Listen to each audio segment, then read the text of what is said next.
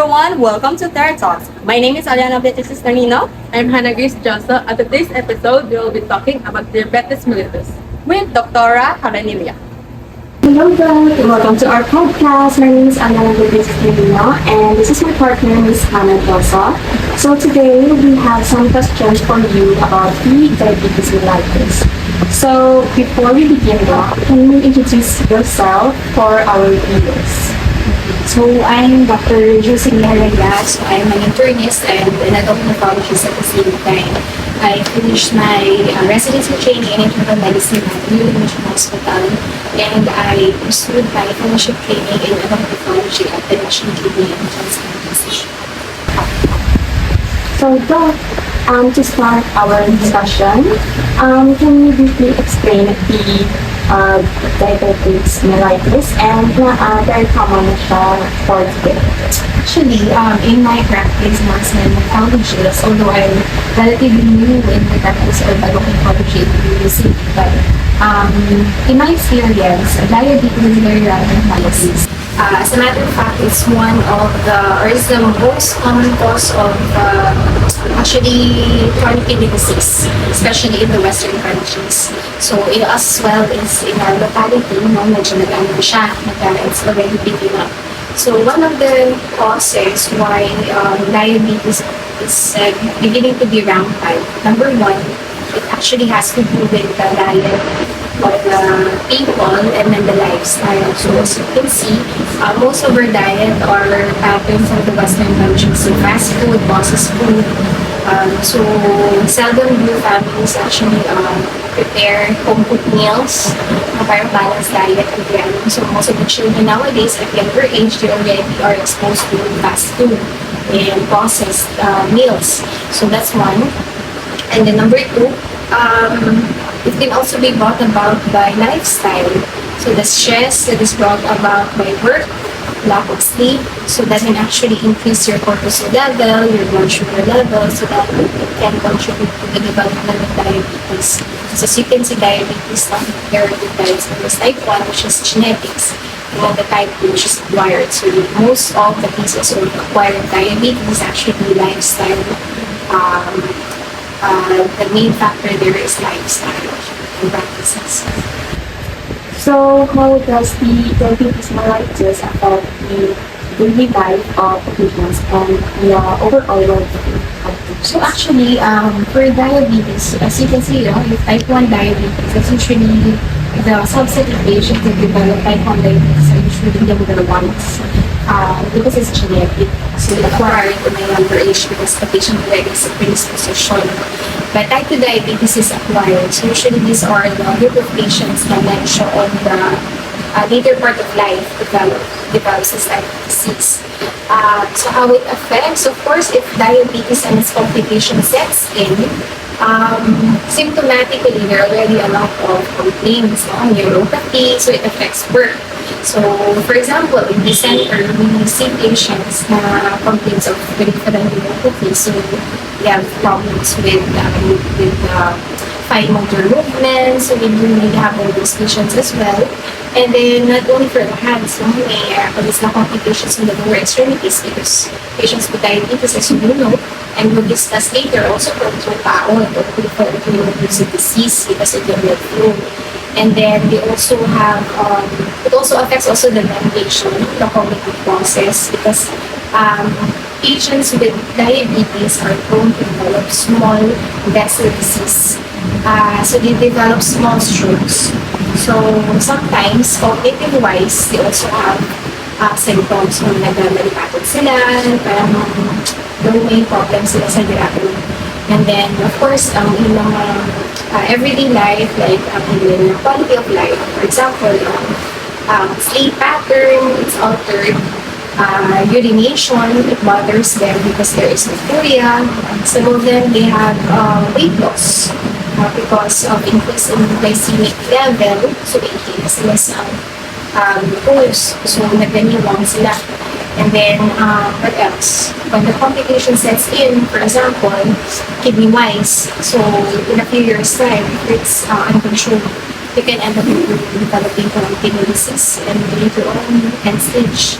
And some of them and that hemodialysis, so that affects the whole family. When the family member needs hemodialysis because of diabetes, so it goes for a lifetime, especially if for example, on the other hand is the mother or the father, so it's a big burden on the family. So if ever thought na manage already under the disease like this, what are the possible complications na ma-occur? Okay, so actually, for example, for type 2 diabetes, if it becomes uncontrolled, 5 years time, expect that there will already are renal manifestations. So, they tend to develop into chronic kidney disease. No? As you can see sa urinalysis nila, they already develop albumin. So, naiilan sila sa protein. So, when that happens, it means that the diabetes already caused microvascular complications in the kidney.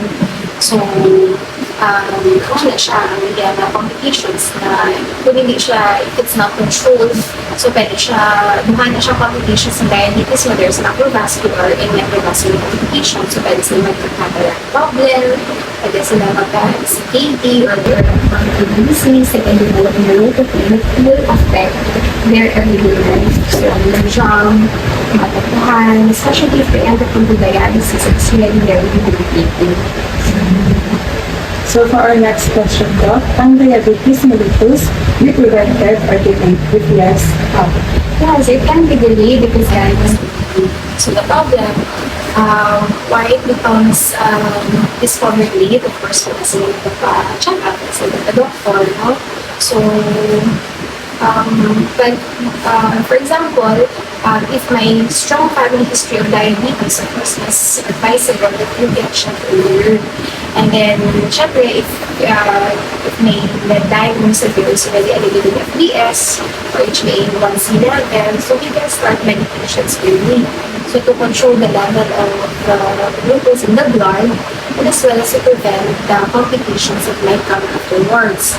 Because if the patient develops diabetes, one of the complications is that the kidney will develop destruction of the nephron or the filtering units of the kidney. So kapag nagbaali siya.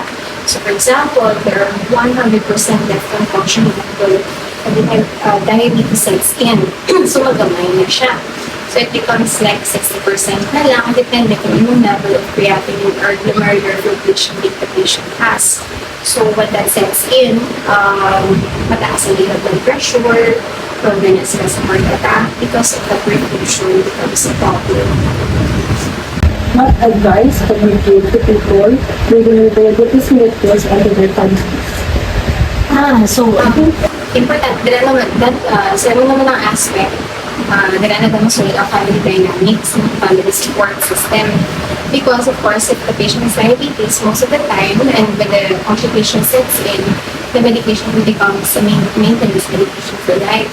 So so we encourage the families, no, if ever may members na may diabetes, no, na of course, if the patient has to be on diet modification, so hopefully the whole family will be able to adapt. Because if you advise na the diabetic patient na dapat low carbohydrates, low fats, and then the whole family eats fast food every day. So, paano siya? So sometimes, if diabetic ang pasyente, and the family is very supportive, so the whole family actually change their lifestyle, help the family member with diabetic. And of course, maintenance, financial aid na excited the family member na kasi they have, for example, kung naka-injection siya, so kailangan sunod na siya. So support in the family is very important. Tapos encouragement from the family members na i-remind siya kung the medication na schedule, may nagpatan. So, and also, especially for elderly patients na diabetic, we also advise the family members or the caregivers to assess the patient every now and then. Like, for example, sa mga pilin nila. So, to check for the dose, as in mga pilas, because diabetic patients na may mga macrovascular complications, poor ang blood flow. So, we have to check for the pulse every now and then to check for the clots po may mga pilas because there are another respondents and diabetes. So, the tension goes up, very poor immunity, very poor blood flow. So, that's the reason na some of them get amputated. So, actually, isa po lang. Very good effort for the whole family. If you want to, the family member, maging parang siya ay control yung ano, so you can feel the participation of everyone. Siya lang siya ang may sakit, but everyone in the family should be able to contribute to the medication. So that's all for the questions. Thank you so much, and thank you so much for your time.